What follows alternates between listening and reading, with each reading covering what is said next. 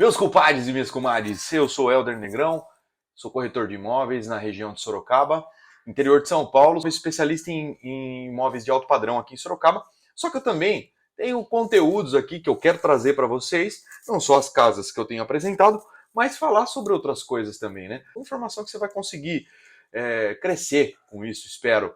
Tá bom? Então fica aí até o final que eu quero explicar hoje para você algo bem interessante sobre o mercado imobiliário brasileiro e o americano. Vamos!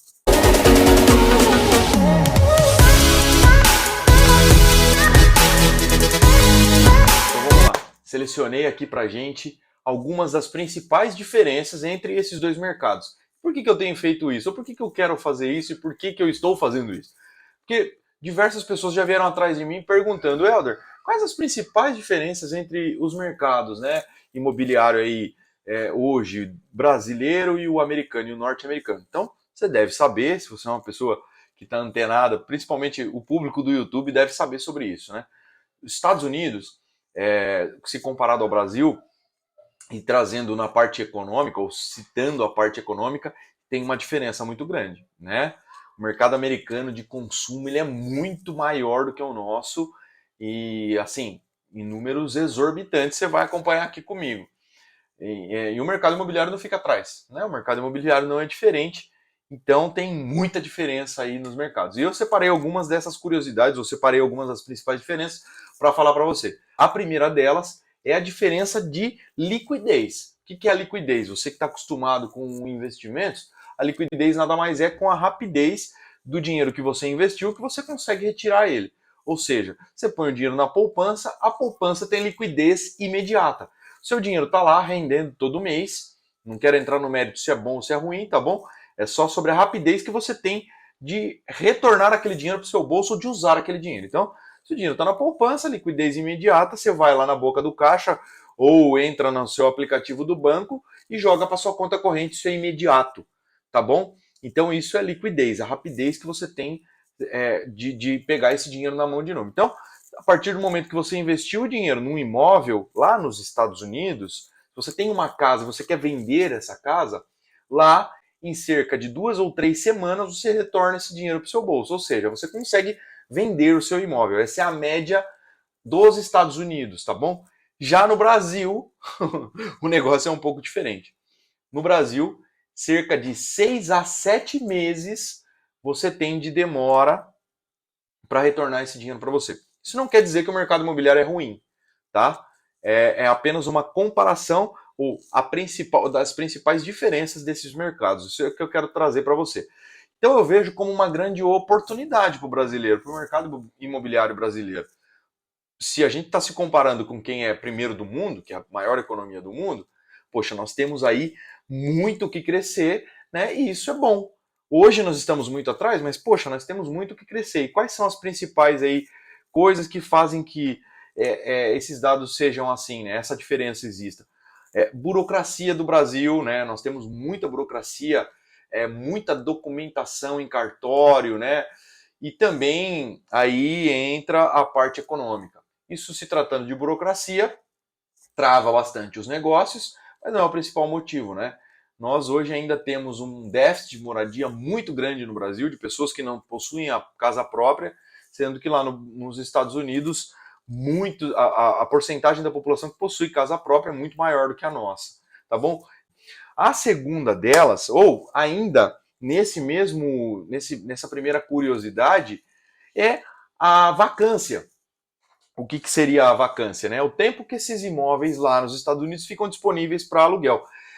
Se tratando de um investidor, é a mesma coisa que o cara colocar, ou eu e você, nós colocarmos lá o dinheiro num investimento e depois de certo tempo esse dinheiro começa a render e nos pagar dividendos. Né? No mercado de ação isso é muito comum. Então no mercado imobiliário é isso. Se você compra um imóvel, ele físico lá, você tratou direto com o proprietário ou um corretor intermediando, o que você espera? Alugar esse imóvel, ao passo que ele vai valorizando, você tem rendimento do aluguel nele, porque você colocou uma família lá, ou uma pessoa, estudante, seja lá quem for, que vai alugar o seu imóvel. Então, esse imóvel, o aluguel, nada mais é do que o dividendo mensal que você vai estar recebendo em cima dele. O imóvel gira em torno, no Brasil, né, gira em torno de 0,5%, 0,4% do valor total do investimento. Por isso que existe uma briga aí muito grande entre os investidores, falando que você tem uma oportunidade muito maior investindo na bolsa do que nos imóveis. Esse é um assunto para um outro vídeo. Mas vamos lá. Qual que é o tempo que um imóvel fica disponível no Brasil para alocação, ou ele fica vago sem eu receber esse dividendo, fica parado lá eu tendo todo o custo com ele, e lá nos Estados Unidos? Nos Estados Unidos, cerca de 14 dias, 2 semanas apenas. No Brasil já muda um pouco, de 49 a 50 dias. Ou seja, você tem quase 2 meses depois que você comprou o imóvel para você arcar ali com pagamento dos impostos, se você tiver que fazer alguma manutenção. Parado ele não vai te dar tanta manutenção, mas você tem um mínimo de energia para pagar, dependendo da concessionária que cuida aí da sua cidade. No Brasil como um todo, geralmente é assim.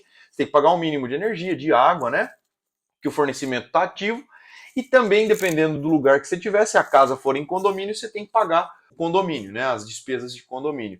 Então, tá aí, essa é a primeira parte das principais diferenças dos dois mercados. Vamos para o próximo agora. A segunda parte, né? Dessas principais diferenças que eu selecionei aqui para a gente. Como que é feito o financiamento? Como as pessoas lá adquirem os imóveis e quais as principais diferenças. Envolvido com o mercado imobiliário, você tem que tomar crédito em algum lugar para você comprar um imóvel, né? Então aqui no Brasil, nós estamos acostumados com alguns dos grandes bancos, o principal deles é a Caixa, que faz os empréstimos imobiliários, financia muitas obras também. Aqui no Brasil, nós temos aí uma entrada mínima. Vamos tratar bem do grosso, tá bom? Eu não vou entrar nos méritos de como que você faz, né? Qual tipo de documentação. Esse não é o ponto. É apenas alguns números para você pensar aí, para você ter ideia da diferença entre os dois mercados. Tá bom? É para conhecimento mesmo. Então, hoje no Brasil, nós temos para tomar um empréstimo, tem que ter 20% do valor do bem que você está querendo adquirir ou 20% do valor que você quer tomar de crédito, né? Dependendo da negociação que você for fazer. Nós temos hoje uma taxa mínima de juros ao ano para compra de imóveis de 7,5%. Isso tem subido um pouquinho por causa da nossa Selic, que também deu uma estourada. Porém, ainda a gente encontra no Minha Casa Verde e Amarela, com alguns benefícios que o governo tem concedido e a própria Caixa, alguns juros de 7,5% ao ano, mais a taxa referencial, que é a UTR, né? Que aí, dependendo do contrato que você fizer, essa taxa vai mudar. Então, você vai pagar ali de juros efetivos 8,5%, né, 9% ao ano aqui no Brasil. Então, a partir de 7,5% aí, dependendo da instituição financeira que você procurar, você vai ter para empréstimos imobiliários, tá bom? Qual que é a outra diferença? E agora se tratando da diferença dos Estados Unidos. Nos Estados Unidos a coisa é bem melhor. Lá eles têm um juros de 5% ao ano, de 5 a 6% ao ano, tá? Mesmo com esses aumentos que tiveram nas taxas de juros deles lá, eles também no mercado imobiliário eles trabalham um pouquinho diferente. Então, eles têm alguns tipos de crédito específicos para o mercado imobiliário, né? Então fica ali em torno de 5 a 6% ao ano e 30% do valor de entrada ou de você tem que ter em cash ali para você tomar esse crédito. Sendo que você pode tomar crédito para o mercado imobiliário de no mínimo US$ 100.000. Então, assim, você tem que comprar algo que esteja. Você tem que comprar um bem de no mínimo de US$ 133.000. US$ 133.333.000. Deu para entender? Então, você tem que ter 30% na mão e o mínimo que você pode tomar de crédito é 100 mil. Ou seja, 30% de 100 mil, 133%. Então, US$ 133.000. Você tem que comprar algum bem de no mínimo US$ 133.000 lá nos Estados Unidos, pagando um juros de 5 a 6% ao ano, depende da região ali dos Estados Unidos, depende do estado, né? Que alguns estados têm algumas políticas diferentes de taxa de juros, mas na suma e na média é isso. Essa é uma grande diferença entre você tomar crédito nos Estados Unidos e aqui no Brasil. Bem semelhante, você percebe? As coisas meio que são semelhantes. Dadas as proporções, né? Dadas as diferenças também que você paga aqui um juros maior, mas assim, e a quantidade lá do financiamento também é igual, cerca de 30 anos, 35 anos, o que acontece aqui no Brasil usualmente. Beleza? Então vamos para a terceira curiosidade para a gente ir já para a fase final do nosso vídeo. E esse dado aqui você vai ficar de cara. De cara. Qual que é a diferença dos mercados em números? Antes de colocar aí na tela os números, né? Eu, como diz o caipira, eu fiquei surpreso também. Eu fiquei, meu Deus do céu! Meu Deus do céu, que diferença! Olha para vocês verem aí a diferença dos dois mercados. O Brasil representa 4,5% apenas do tamanho do mercado americano em números de unidades vendidas. 261.443 unidades, ao passo que os Estados Unidos vendeu 5.600.000 no ano de 2021. É muita coisa. Eu pesquisei, fui, voltei nessas pesquisas, não acreditando muito, fiquei cético nessa quantidade vendida do americano aí. Mas é isso, quantidade negociada e vendida é muito maior que a nossa. E o que eu posso destacar aí, né? Para não ficar triste, é bom que o nosso mercado tem muito que crescer, né? Eu vejo que se nós nos compararmos, ou sempre a gente se compara com o americano, muitas vezes a gente se compara com o americano em muitas coisas, esse é um bom dado para a gente pesquisar e ver o que eles fazem de diferente da gente, para que a gente chegue nisso daí. Eu espero bastante, trabalho para isso, para que a gente um dia possamos aí chegar nesse patamar do americano aí.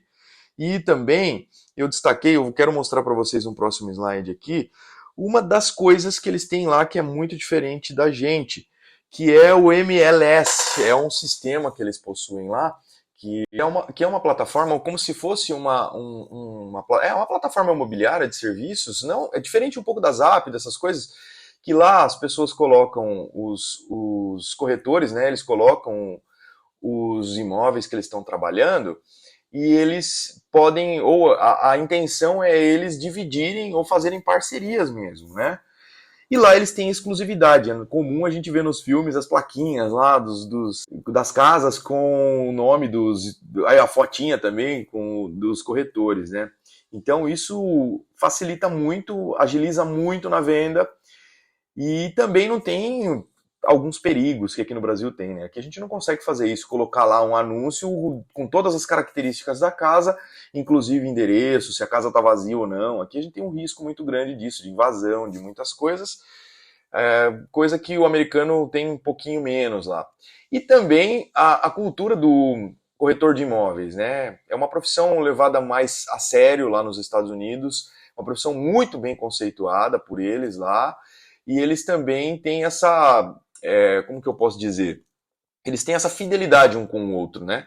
Eles fazem parcerias mesmo e não passam por cima um do outro. É claro, né? A grosso modo, falando aqui um pouco de longe, pode ser que existam algumas coisas desse tipo, mas enfim, isso daí é característica cultural e de cada um também, não vem ao mérito. Mas é uma coisa que a gente pode aprender muito, muito mesmo com o americano, essa agilidade, tendo essa plataforma com uma transparência muito legal, a casa tem como se fosse uma certidão dela ali, quantas vezes ela foi vendida, quantas vezes ela foi negociada, se ela tem algum problema, fica tudo disponível nesse site aí, nessa plataforma.